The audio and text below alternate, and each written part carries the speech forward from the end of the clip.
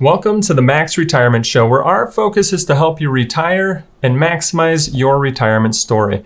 If you're in your early 60s, you're in one of the most critical phases of your retirement planning journey, where you're in this window of time where making the right moves or potentially making the wrong moves could have a huge impact on shaping the next 30 to 40 years of your retirement life, your financial life, and your taxes. So in today's show, we're going to talk about the big mistakes that I see people make in their early 60s and how to help avoid them.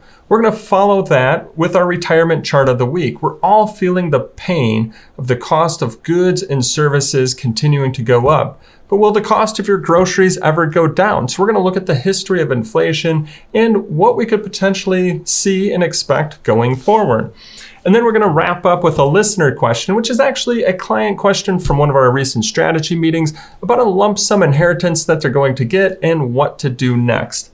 Now, for those of you that are new to the channel, my name's Scott Sierens. I'm a certified financial planner. I own and run a retirement planning and investment management firm where we help people retire, help them understand how to increase their spendable income, reduce their taxes, and optimize their investments.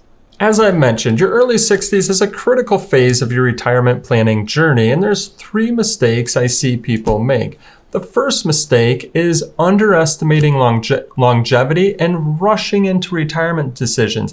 You see, in the early 60s, I see people rushing into decisions like wanting to claim Social Security right away, or as they're nearing retirement, they feel like they're rushing into this decision of going too conservative, too quick with their investments, thinking they need to protect what they've built before they retire. Well, here's why these could be a mistake. First off, you're just 60. Your retirement could potentially be 30 to 40 years, especially with advances that we have going on in health. So think about that. Your retirement could be 30 to 40 years long. Are you actually planning for that versus rushing into some decisions? Taking Social Security early, well, that could reduce your lifetime income. It could reduce your monthly income. And if you're married, it could reduce your survivor benefit that your spouse would get if one of you were to pass away. And then how about going too conservative, too quick with your investments?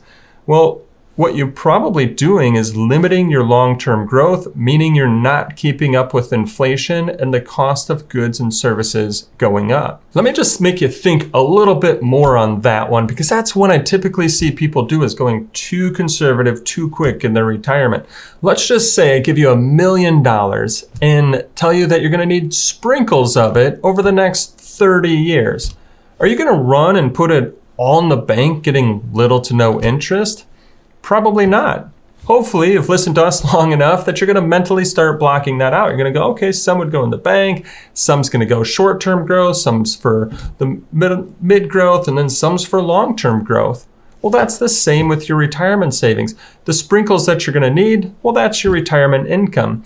But you don't need all of it all at once. And so going too conservative, too quick, you're just limiting your growth and helping making that money last for the long term. Now, don't get me wrong. I want you to enjoy your early retirement years, but I also want you to plan like you're going to live a long life.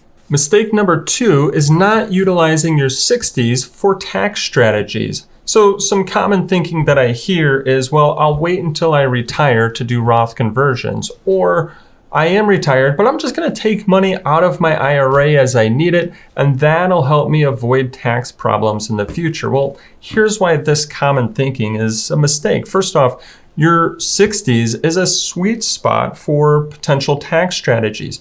Usually your income might be lower.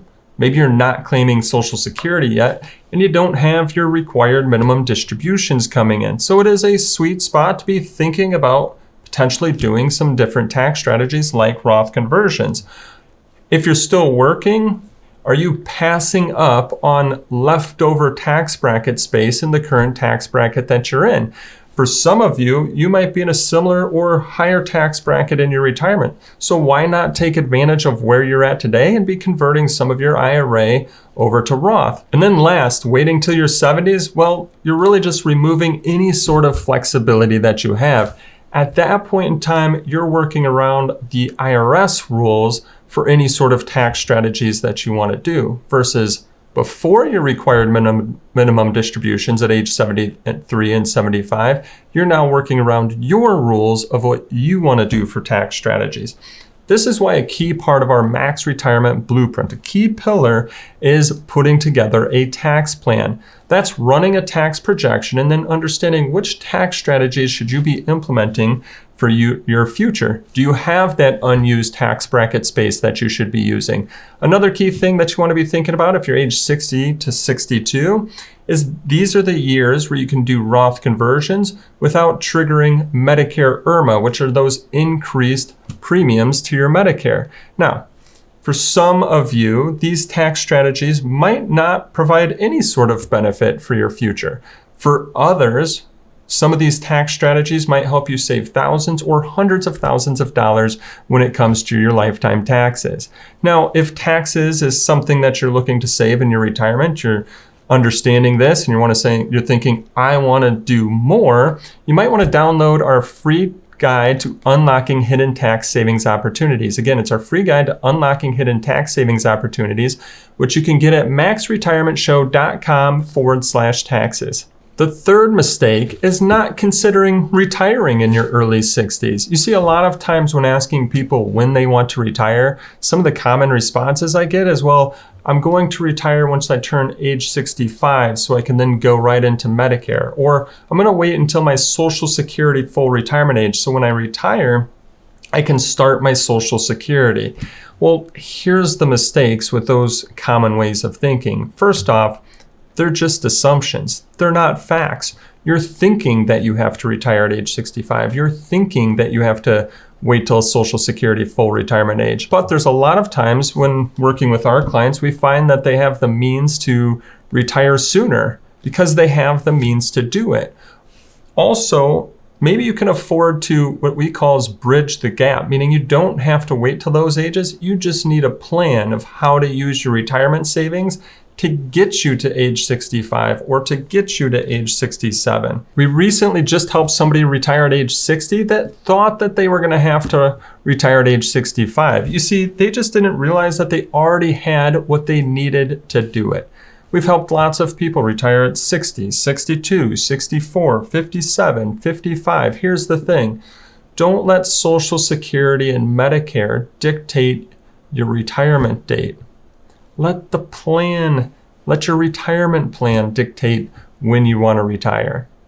So if the follow-up question was, well, would you want to retire sooner? And if the answer is yes, well, then it might be time to put together a retirement plan to see what's possible. So if my follow-up question was, do you want to retire before Social Security full retirement age or before Medicare age?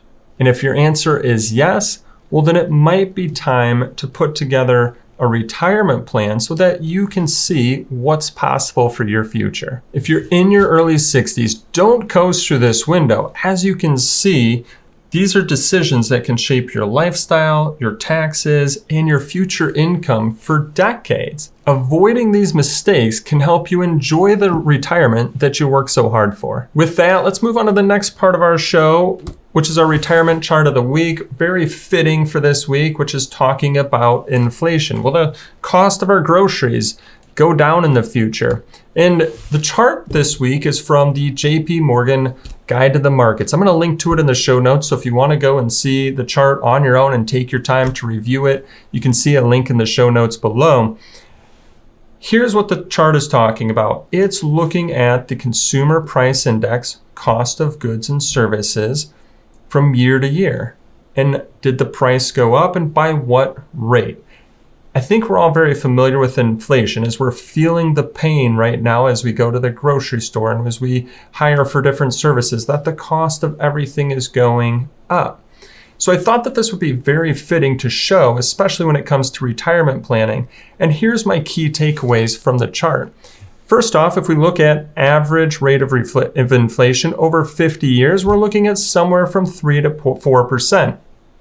So as you're building your retirement plan, Are you factoring in some form of inflation? We always factor in some form of inflation when it comes to building our clients' retirement plans. Second, rarely is there negative inflation, meaning the cost of goods and services going down. So those new higher prices that we're paying today, get used to them because that's kind of the new level, and most likely it's only going up in the future from here. The third takeaway is how important it is to have your money and your income structured to be growing for the future. And this is really in alignment with one of the mistakes I see people make in their early 60s is that they go too conservative too quick. You need your money and your income growing for the future. And that's really where equities come into being an important part of your retirement planning portfolio. Because think about this. Let's keep it really simple. If your money stays flat and your income stays flat and the cost of goods and services go up, we'll take a look. That buffer space, which is probably your lifestyle, then gets reduced. Or if your lifestyle is staying the same, guess what? It just means that you can afford less goods, services, groceries, etc.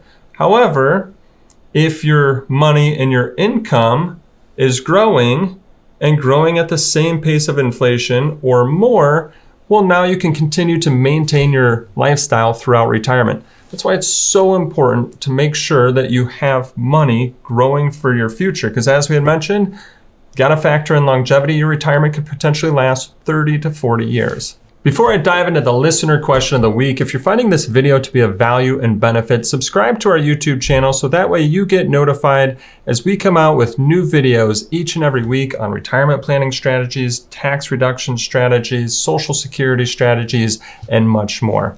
All right, with that, let's dive into our listener question, which is actually a client question from a recent strategy meeting. I'm about to retire and going to receive a lump sum cash payout from an inheritance. What should I do with it? Now, this lump sum payout was actually thousands of dollars, and I thought a lot of people could relate to this, whether you're just getting a payout of money, an inheritance payout, or maybe some big bonus from your job. But let's just kind of focus on this question. It was more wrapped around inheritance. And first off, I would say sit on it. Sit on it for a while, because here's the thing. We can sometimes make some really bad decisions when we're very emotional. So I just want you to sit on it for a while until you feel like some of those emotions have maybe gone away. Now, next, I want you to mentally think in these, I'll call it 3 columns. The first column is the debt column. Now, this didn't apply to the client and doesn't apply to a lot of our clients as they've got a lot of things paid off. But if this applies to you, I want you to first think in this column. Do you have like a high interest mortgage rate that you should be working to pay down? Do you have a car loan, a HELOC, credit cards, any sort of debts that you have? You want to start with this column here and get those paid off. Now, let's say that column's complete. Where do we move next? We're going to call it the 1 to 3 year needs. Is there anything coming up in the next 1 to 3 years where you should be keeping the money safe and ready to use? Well, why do I say that? Well, because if we skip right ahead and put the money into investments, the stock market is volatile. While some years, yes, it can go up, and in the majority of years, it has gone up. There are also years where it can go down. So the last thing we'd want to do is put money that you're going to need in the next 1 to 3 years into some sort of investment that could potentially go down. Instead, we want to keep this safe. So were you planning to buy a car? Were you having some travel, renovations? Whatever it was, well, this is money that you want to keep either in the safer side of your investments or just in a savings account or an online savings account. So when that purchase comes up, you're ready to make it. And then after that, if you're unsure, you've got money that doesn't fit into the first column or the second column, well, then maybe that's more long-term money that you want to have growing for you. So then you're going to put that into investments to keep it growing in your future. Now, all of this was assuming a lump sum payout of just cash, meaning you could put that into a brokerage account. If there's something different, like an IRA or a Roth IRA, well, you want to do that with specific inherited accounts, but that wasn't really the relation to this little question here today. It was all in regards to cash, but not retirement accounts. And then maybe too, something you want to do is think about, hey, do you want to carve off some of that money to do something as a reminder of that person? So that kind of is a column to squeeze in there wherever it fits. But first, I'd always say, hey, if there's any debts, you want to get those paid off. What are your short-term needs or anything that you want to carve off? And then what do you want growing for the future? So I thought that question that I got from the client could relate to a whole lot of people that do inherit money throughout their retirement, or maybe get a big bonus payout, or just have any sort of payout coming their way. There's different columns to think about that money in. Take your time as you go through those decisions. Hopefully you've enjoyed today's show. If so, don't forget, subscribe on your favorite channel, and I look forward to seeing you next week. Thanks.